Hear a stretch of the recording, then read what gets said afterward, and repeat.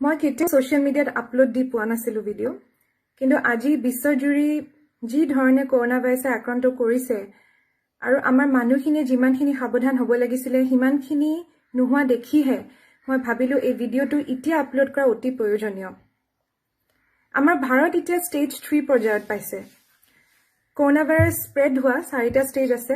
Stage 1 য'ত আপোনাৰ imported কেसेस মানে বাহিৰৰ পৰা অহা কেसेस বিলাক পজিটিভ ওলাই। ষ্টেজ 2 লোকেল ট্ৰান্সমিশন মানে বাহিৰৰ পৰা অহা মানুহখিনিৰ কন্টেক্টত যোনখিনি মানুহ আহে তেওঁলোক পজিটিভ ওলাব পাৰে। আৰু ষ্টেজ 3 হ'ল কমিউনিটি ট্ৰান্সমিশন মানে কোনো ধৰণৰ কন্টেক্ট হিষ্ট্ৰী বা ট্ৰেভেল হিষ্ট্ৰী নোহোৱাকৈ যদি পজিটিভ কেसेस ওলায় সেইটো হ'ল কমিউনিটি ট্ৰান্সমিশন। আৰু ষ্টেজ 4 হ'ল এপিডেমিক। এতিয়া আমি ষ্টেজ 3 পৰ্যায়ত আহি পালো যোৱা দুদিন ধৰি। এতিয়া যদি আমি কন্ট্ৰোল নকৰো, আমি যদি উচিত ষ্টেপ নলওঁ, তেতিয়া হয়তো আমি ইটালী চাইনাতকৈও বেয়া ৰূপ দেখিব লগা হ'ব পাৰে। মই এখন সহজকে এখন গ্ৰাফ বনাই থৈছিলো। ইটালীৰ এইটো গ্ৰাফ হয়, সাউথ কোৰিয়াৰ এখন গ্ৰাফ, ইণ্ডিয়া আমি যোনটো ৰঙা লাইন দিছো মই এতিয়া আমি এই পৰ্যায়ত আহি পাইছো। ইটালীত সিহঁতে সঠিক সময়ত নিজকে কোৱাৰেণ্টাইন নকৰাৰ বাবে সিহঁতে ইমান বেয়া ৰূপ দেখিবলৈ পালে। সাউথ কোৰিয়াই ঠিক 10 দিন আগত যেতিয়া সিহঁতৰ লোকেল ট্ৰান্সমিশন হোৱা আৰম্ভ দিছিলে তেওঁলোকে নিজকে কোৱাৰেণ্টাইন কৰিব ধৰিলে। লগতে বহুত এক্সটেন্সিভ টেষ্টিংও হৈছে, এইটো মানিব লাগিব, কিন্তু সিহঁতে কোৱাৰেণ্টাইন ঠিক সময়ত কৰিছে যাৰ কাৰণে কন্ট্ৰোল হৈ গ'ল সিচুৱেশ্যনটো। কিন্তু ইটালীত কি হ'ল, সিহঁতে 10 দিন পিছত কোৱাৰেণ্টাইন কৰিছে যাৰ কাৰণে সিচুৱেশ্যনটো বহুত বেছি বেয়া হৈ গ'ল, আজিও কন্ট্ৰোল হোৱা নাই। ইণ্ডিয়া আমি এতিয়া এই পৰ্যায়ত আছো। যোৱা দুদিন ধৰি কেছ বহুত বাঢ়িব ধৰিছে। এতিয়া যদি আমি নিজকে কোৱাৰেণ্টাইন নকৰো তেতিয়াহ'লে হয়তো আমি ইটালী চাইনাতকৈও বেয়া পৰিস্থিতি এটা সন্মুখীন হ'ব লগা হ'ব পাৰে। প্লাছ ইটালী বিশ্বত সেকেন্ড মোষ্ট মানে এডভান্সড মানে ইন হেল্থ সিস্টেম, আৰু আমাৰ ইণ্ডিয়া ৰেংক কৰে 148, আৰু ইণ্ডিয়াৰ পপুলেশ্যন বহু গুণে বেছি ইটালীতকে। সেইকাৰণে এতিয়াই যদি আমি নিজকে ঘৰত আবদ্ধ নকৰো, আমি যদি কোৱাৰেণ্টাইন নকৰো, আমি সোশ্যাল গ্যাদাৰিং যদি বন্ধ নকৰো, তেতিয়া বহুত বেয়া পৰিস্থিতিৰ আমি সন্মুখীন হ'ব পাৰো। আৰু সব গ্ৰুপছ এফেক্টেড হয়। এতিয়া আমাৰ যুৱ প্ৰজন্মৰ এটা ধাৰণা থাকিব পাৰে যে আমাক কেনেকৈ এফেক্ট কৰিব, কিন্তু সব গ্ৰুপছ 20তকৈ বেছি মানে চান্সটো বাঢ়ি যায়, 20তকৈ বেছি, আৰু এবাভ 50 ইয়াৰ্ছৰ সিহঁতৰ চিভিয়াৰিটি বাঢ়ে। প্লাছ যোনবিলাক মানুহৰ আপোনাৰ বেলেগ বেমাৰ আছে যেনেকৈ এজমা হওক, ডায়েবেটিছ, ষ্টেৰইড লৈ আছে, সেনেকুৱা ধৰণৰ বেমাৰীবিলাকৰ আক্ৰমণৰ চান্স বহুত বেছি বাঢ়ে আৰু তেওঁলোক বহুত বেছি চিভিয়াৰিটিলৈ যাব পাৰে বেমাৰটো যদি তেওঁলোক আক্ৰান্ত হয়।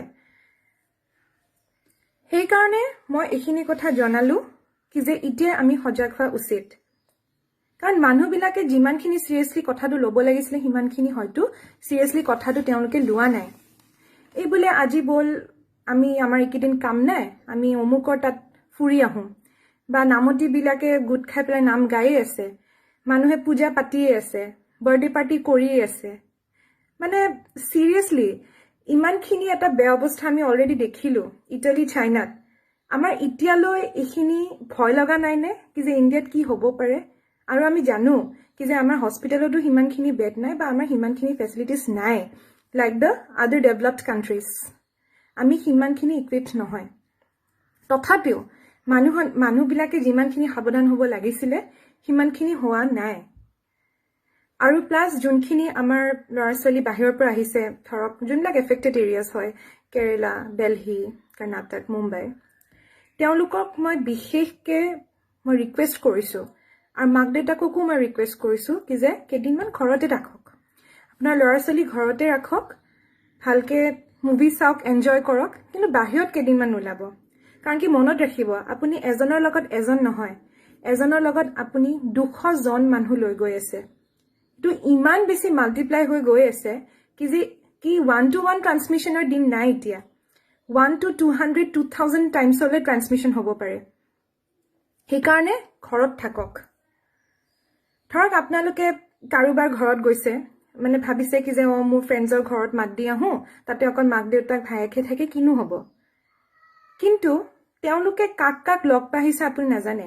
প্লাছ আপুনি বেলেগৰ ঘৰত গৈ পেলাই মাস্কটো নিপিন্ধে বা তেওঁলোককতো আপোনালোকে নুসুধে কি যে আজি কাক কাক লগ ধৰি আহিলে, নিশ্চয় সেইটো আপুনি কাম কৰিব নোৱাৰে। তো তো সেই মানুহজন আপোনাৰ ভাইৰাছৰ এটা এজেণ্ট হ'ব পাৰে, আপুনি এফেক্ট হ'ব পাৰে। আকৌ ঘৰত আহি পেলাই আপোনাৰ ঘৰত মা দেউতা আছে যোন 50+ হয়, সেনেকে বস্তুটো বাঢ়ি যায়, প্লাছ আপুনিও তেওঁলোকৰ বাবে এজেণ্ট হ'ব পাৰে। সেইকাৰণে ঘৰে ঘৰে অহা যোৱা, এই ৰিলেটিভ হওক, নেইবাৰ হওক, ফ্ৰেণ্ডছৰ ঘৰত হওক, ক'তো নাযাব।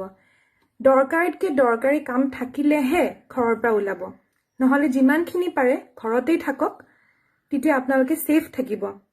নিজৰ লগতে আপুনি বহু কেইজনক ছেফ ৰাখিব।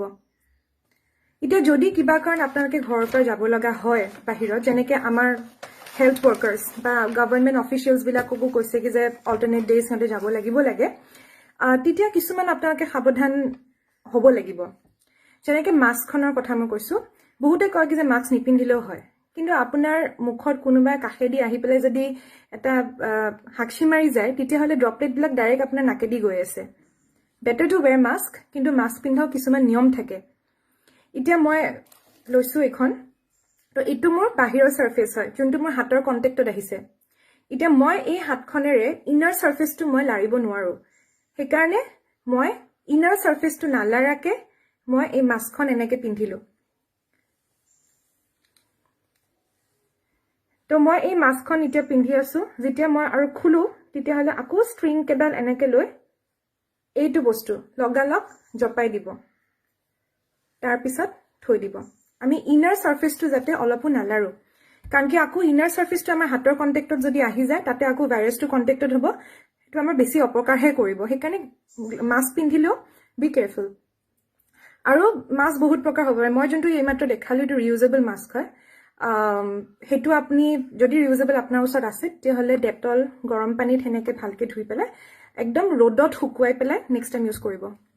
আৰু যদি আপোনালোকে ডিছপ'জেবল মাস্ক, আমাৰ যোনবিলাক চাৰ্জিকেল মাস্ক ইউজ কৰি আছে, তেতিয়াহ'লে 8 ঘণ্টাতকৈ বেছি আপুনি পিন্ধিব নোৱাৰে। নামেই ডিছপ'জেবল, ডিছপ'জ কৰিব, ৰিউজ কৰিবৰ কাৰণে নহয় সেইটো। যদি আপোনালোকে দেখিছে কি যে সেনেকুৱা ধৰণৰ মাস্ক আপোনালোকে পোৱা নাই বহুত এমাউণ্টত, তেতিয়াহ'লে আপোনালোকে ঘৰতে বনাওক। আমাৰ গামোচা ইমান বঢ়িয়া এটা বস্তু আছে। গামোচা আপুনি মুখৰ আকাৰত কাটি পেলাই ধুনীয়াকৈ মাস্ক এখন বনাই ল'ব পাৰে, কিন্তু 3টামান তৰপ দিব। 3 লেয়াৰ্ছ মান হ'লে ভাল হয় প্ৰটেকশ্যনটো। ভালকৈ নাক আৰু মুখখন যাতে কাভাৰ হয়, আৰু মানে most of the part of our face to যাতে কাভাৰ হয়, আমি সেনেকৈ বনাব লাগিব মাস্কখন। ইউজ কৰি পেলাই আকৌ একে কথা ভালকৈ ধুই ৰ'দত শুকুৱাই পেলাই নেক্সট টাইম ইউজ কৰিব। সেনেকৈ আপুনি বহুত মাস্ক ঘৰতে বনাব পাৰে। নেক্সট হ'ল আপোনাৰ হেণ্ড ৱাশ্বিং। হাতখন ধোৱা বহুত বেছি দৰকাৰ। যদিও আপুনি বেলেগ একো কৰা নাই, হাতখন ধুই থাকক। হাত ধোৱাও কিছুমান নিয়ম আছে। কিছুমান মানুহে এনেই অকণমান চাবোন লৈ হাত ধুলে শেষ, সেইটো নহয়। হাতখনত আপুনি চাবোন ল'লে 20 ছেকেণ্ড মিনিমাম আপুনি ধুব লাগিব। এইটো কৰিলে, তাৰপিছত দুখন হাততে আপুনি এনেকৈ 5বাৰকৈ কৰিলে, বুঢ়া আঙুলিটো, তাৰপিছত বুঢ়া আঙুলিটো, তাৰপিছত নাক, এই যোনটো আমাৰ নখবিলাক আৰু আমাৰ এই পাৰ্টটো আমাৰ ধোৱা নাযায়, সেইখিনি আপুনি ধুলে। তাৰপিছত আমাৰ ৰিষ্টটো, এই ৰিষ্টটো ভালকৈ ধুৱক, আৰু পাৰিলে এলব'লৈ ধুব। ধুই পেলাই আপুনি ভালকৈ পানী দি গোটেইখিনি মোহাৰি পেলাই এলব' দি আমি টেপটো বন্ধ কৰিব লাগিব। হাত ইউজ নকৰিব। আৰু যিমান পাৰে পৰাপক্ষত লেফ্ট হেণ্ডখন টেপ হেৰি কৰাত বা কিবা বস্তু চোৱাত আমি পৰাপক্ষত লেফ্ট হেণ্ডখন ইউজ কৰিব পাৰে। কিন্তু কাৰণ কি আমাৰ এইটো হিউমেন নেচাৰ, অট'মেটিক আমাৰ ৰাইট হেণ্ডখন মুখত কেতিয়াবা আহি যায়। যদি আমি মুখখনত হাত এতিয়া একেবাৰে লগাব নালাগে, কিন্তু অট'মেটিক আহি যাব পাৰে। সেইকাৰণে যিমান পাৰোঁ আমি কামবিলাক লেফ্ট হেণ্ডেৰে কৰিবলৈ চেষ্টা কৰিম। চেনিটাইজাৰ এফেক্টিভ হয়, বাট নট এফেক্টিভ এজ হেণ্ড ৱাশ্বিং। কিন্তু তথাপিও আমি মাজে মাজে চেনিটাইজাৰ দি হাতখন মোহাৰি থাকিব লাগে। কিন্তু চেনিটাইজাৰ বহুতৰ ওচৰত নাই, সেইকাৰণে আধা ঘণ্টাৰ মূৰে মূৰে হাতখন ধুই থাকক। তাৰপিছত আমি ডিষ্টেঞ্চ মেইনটেইন কৰিব লাগে। কাৰোবাৰ লগত একদম মানে লগালগিকৈ কথা নাপাতিব, ডিষ্টেঞ্চ মেইনটেইন কৰক। আৰু অকল কুকড ফুড খাব। যদি আপুনি বাহিৰত গৈছে, তেতিয়াহ'লে ঘৰত বনোৱা খানাটো লৈ যাওক। ভালকৈ হাত ধুই পেলাই, মুখ চুখ আখালি পেলাই, তাৰপিছত আপুনি খোৱাটো খাব পাৰে। বাহিৰত বনোৱা খাদ্য মানে কুকড ফুড খোৱাত একো আপত্তি নাই, কিন্তু সিহঁতে কিমানখিনি হাইজিন মেইনটেইন কৰিছে আমি নাজানো। সেইকাৰণে আপোনালোকে বাহিৰত বনোৱা খাদ্যটো নাখাব। পাৰিলে ঘৰত বনোৱা খাদ্যই লৈ যাব যদি আপোনালোকে বাহিৰত যায়। নেক্সট হ'ল সেইখিনি আমি বাহিৰত সাৱধানতা কেনেকৈ অৱলম্বন কৰিলোঁ। কিন্তু এতিয়া আমি ঘৰতো আমাৰ লগত ভাইৰাছটো লৈ আহিব পাৰোঁ। সেইটো ফমাইটছ, আমাৰ গাত লাগি অহা ভাইৰাছ আমি ঘৰত আনিব পাৰোঁ। সেইটো আমি কেনেকৈ আনাটো বন্ধ কৰিব পাৰোঁ। তো ঘৰত আমি যেতিয়া সোমাম, প্ৰথম কথা যদি ডিছপ'জেবল মাস্ক হয়, ঘৰৰ বাহিৰত পেলাই থৈ আহিব।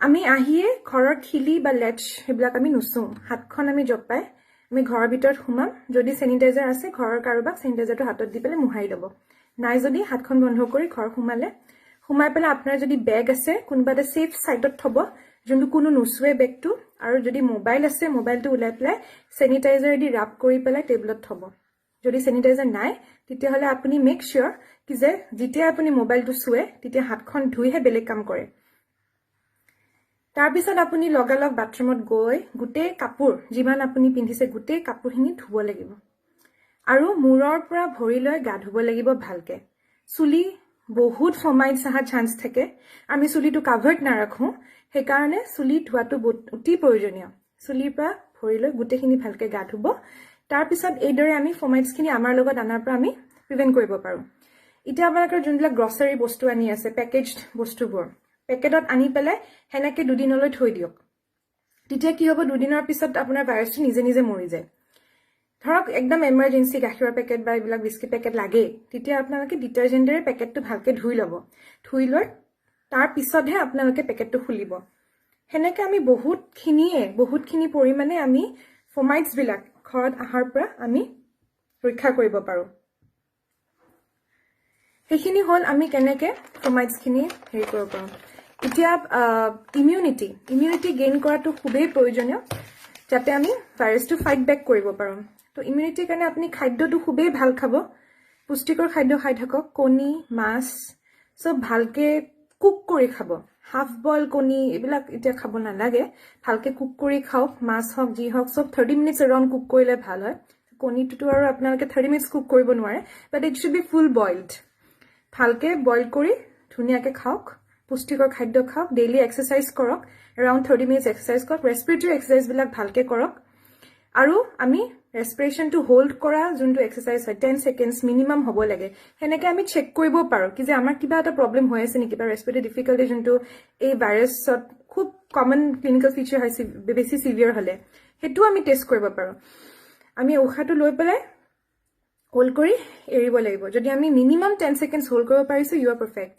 তাৰমানে আপোনাৰ একো ধৰণৰ প্ৰবলেম হোৱা নাই এটো যেহেতু লাং ফাইব্ৰোসিস হয় তেতিয়া মানে যোনবিলাক আক্ৰান্ত হয় লাং ফাইব্ৰোসিছৰ কাৰণে আপোনাৰ 10 সেকেন্ড বা তাতকৈ বেছি হতে ধৰিব নোৱাৰে উখাটো তো ইটস এ গুড এক্সাৰসাইজ হেতু আপুনি কৰিব পাৰে আৰু লগতে আপুনি চেক কৰিব পাৰে আপুনি ঠিকে আছে নে নাই আৰু গমটো পাইছে আপুনি কিতিয়া ডক্টৰ ওচৰত যাব লাগিব সৰ্দি কাহ গলৰ বিষ খুব বেছি ভাগৰ লগা আৰু যদি উখা নিখাহত প্ৰবলেম হৈছে বা আপোনাৰ যদি কোনবা কন্টাক্ট হিষ্ট্ৰি বাহিৰৰ পৰা আহা ল'ৰা-ছোৱালীৰ লগত কন্টাক্ট হিষ্ট্ৰি হৈছে বা ট্ৰেভেল হিষ্ট্ৰি আছিল লাষ্ট 14 ডেজ তেতিয়া হলে আপুনি লগালক ডক্টৰৰ ওচৰত যাওক একো ভয় কৰিব নালাগে একো লাজ কৰিব নালাগে ডক্টৰৰ ওচৰত যাওক গেট ইয়োৰসেল্ফ টেষ্টেড তেতিয়া আমি নিজকে বচাব পাৰো আমাৰ ঘৰৰ মানুহখিনি লগতে কত আৰু মানুহ আমি বচাব হয়তো পাৰিম তাৰ পৰা নপলাব